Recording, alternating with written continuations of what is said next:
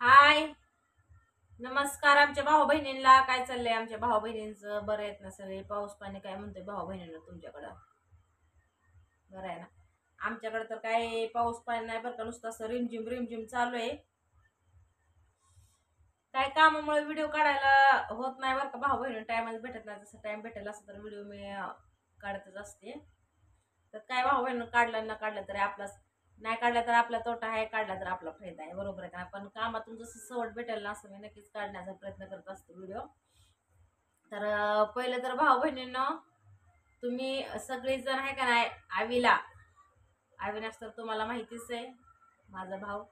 तर त्याचा आज बर्थडे, अविनाशचा आज बर्थडे. पण कामाच्या राड्यात आहे का नाही, माझ्या लक्षातच नव्हतं आवीचा बर्थडे म्हणून. त्यामुळे मी काय त्याला विश नव्हतं केलं. असंच तुम्हाला सांगते, कसं सकाळची कामाची गडबड असते, संध्याकाळचं आलं की घरचं काम ही, त्यामुळं काय होतं लक्षात राहत नाही गणगणीमुळं.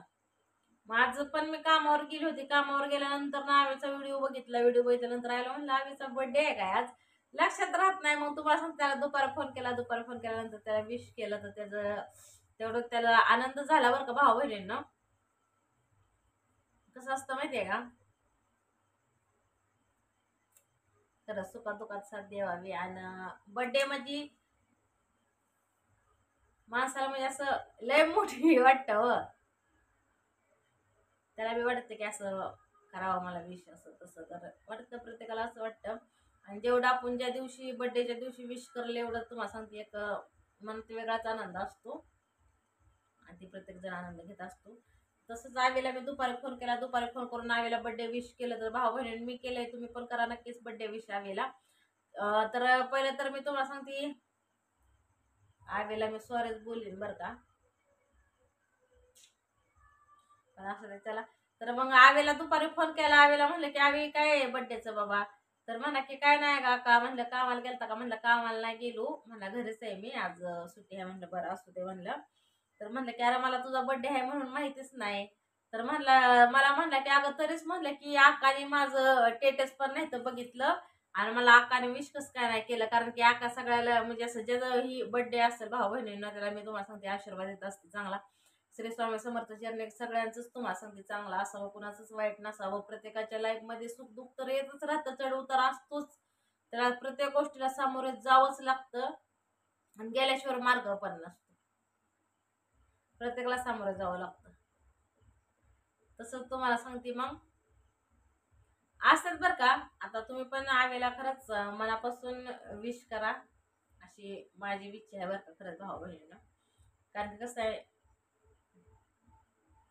कुणाला पण चांगला आशीर्वाद द्यावा. आता कसं आहे, आपल्या पाठीमाग किंवा आपल्या तोंडावरती बोलणारे चार दोन चांगले असतात, चार दोन वाईट असतात. चांगले पण बोलणारे असावी ती, आणि वाईट पण बोलणारे असावी ती. असं नाही की 100% सगळे माणसं आपल्याला चांगलंच बोलणार आहे ती. त्यातले 20% चांगले बोलते, 80% आपल्याला नावे ठेवते. असं चालूच राहतं.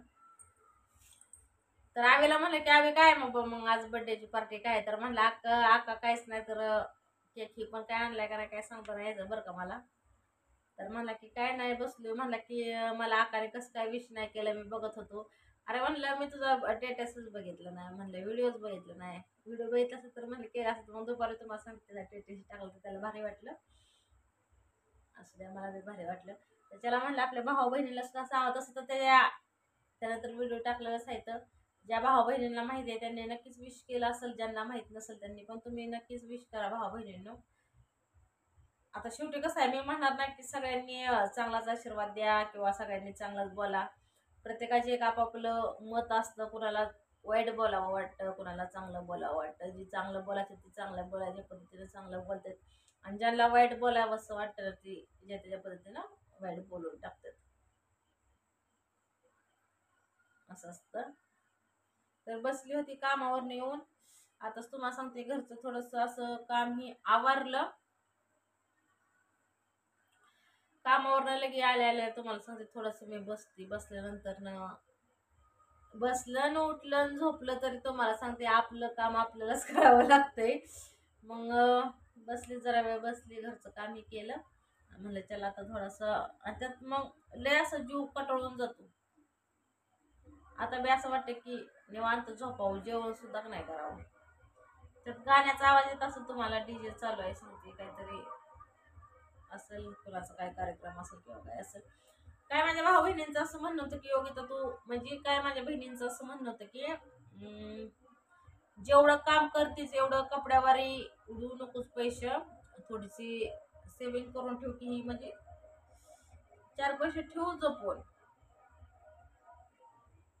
तुला उपयोगी पडतील, बाळासाठी ट्रीटमेंट घेण्यासाठी उपयोगी पडतील, असं माझ्या काय बहिणींचं म्हणणं आहे. तर खरंच तुमच्या विचारांसाठी किंवा 4 गोष्टी मला समजून सांगितल्याबद्दल मनापासून धन्यवाद करते बरं का भाऊ बहिणींनो. पण कसं आहे माहिती का, जी लागणाऱ्या गोष्टी आहेत त्याही पण आपल्याला आणाव्याच लागतात. त्या कितीही आपण टाळाटाळ केली तर जी लागणाऱ्या गोष्टी आहेत नाही आणाव्याच लागतात आपल्याला. तर आणल्या तर काय माझ्या भाऊ बहिणींचं असं बी म्हणणं आहे की योगिता तुझा दाजी दिसत नाही तर दाजी कुठे येतं. तर हाय तर घरातच, कुठं जाणार आहे भाऊ बहिणींनो, घरीच असते तर हाय तर इथंच, नाही तर गेलं कुठं. पण शक्यतो आता व्हिडिओच्या माध्यमामधून कसं बघायला भेटतं काय चालू आहे काय नाही. तर बघा भांडणं तडणं ही तर चालतच राहतं. मी तर सहसा आहे का ना तुम्हाला सांगते, सहसा म्हणजे असं डोक्याच्या बाहेर जरा हे विषय ठेवलेत आहे भांडणाचं तडण्याचं. आपलं काम करायचं, खायचं.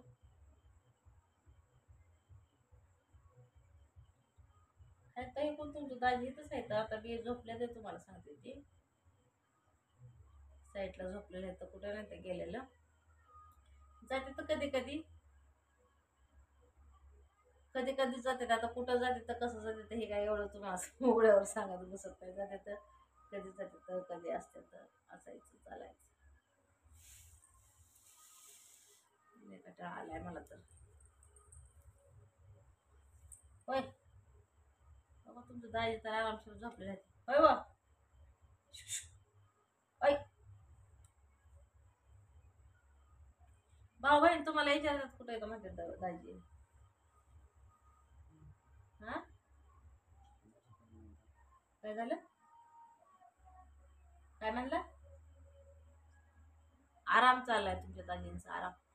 तर भाऊ बहिणीनं मला काय माझ्या बहिणींचं असं म्हणणं होतं की योगिताजी मुख्यमंत्री माझी लाडकी बहीण, त्याचा आता आपल्या पूर्ण म्हणजे सगळीकडेच फॉर्म भरायचं चालू आहे तर की लेडीजला महिन्याला 1,500 रुपये भेटणार, 1,500 रुपये सगळं. बऱ्याच अशा महिलांनी फॉर्म भरले आहेत बरं का, पण माझं काय अजून फॉर्म नाही भरलेला मी. त्यासाठी काय काय कागदपत्र लागतात तर ही मला आधी माहिती करावी लागेल, त्यानंतर फॉर्म भरावा लागेल मला ती. बघू करू. आता ते फॉर्म हे भरायचं म्हणलं तरी तुम्हाला सांगते मला 1 दिवस सुट्टी काढावी लागेल कामावर, आधी जाऊन चौकशी करावी लागेल काय आहे काय नाही, ते भरावं लागेल. कधी मंजूर होतंय आणि कधी नाही, आणि काय काय त्यासाठी कागदपत्र लागतात ही पण मला माहित नाही. ज्या माझ्या बहिणींनी जर हे भरले असेल तुम्ही कागदपत्र तर नक्कीच मला सांग की बाबा काय काय लागतं ते ह्या कागदपत्रासाठी, म्हणजे काय त्या योजनासाठी, महिलांची जी योजना आलेली आहे ना त्यासाठी काय काय लागतं ना हे मला सांगा. आमच्या बहिणींनी भरलेले असतील त्यांनी मला नक्की सांगा, कारण की त्यांना माहिती असेल कुठले कुठले कागदपत्र लागतात ती ती तुम्ही मला सांगा. आणि बघू, मग इथं तशी चौकशी करावीच लागणार आहे मला. 1 दिवस कामाची सुट्टी काढून बघावं लागेल काय लागतंय काय नाही ती.